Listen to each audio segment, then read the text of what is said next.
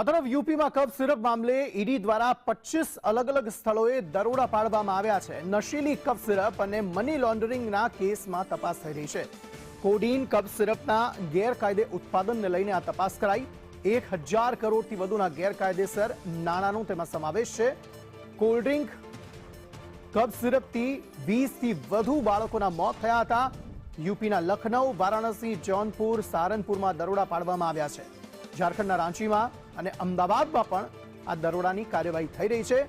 મુખ્ય આરોપી શુભમ જયસ્વાલ દુબઈ ફરાર થઈ ગયો છે। શુભમના પિતા ભોલા પ્રસાદની યુપી પોલીસે ધરપકડ કરી છે અને વધુ કાર્યવાહી હાથ ધરાઈ રહી છે।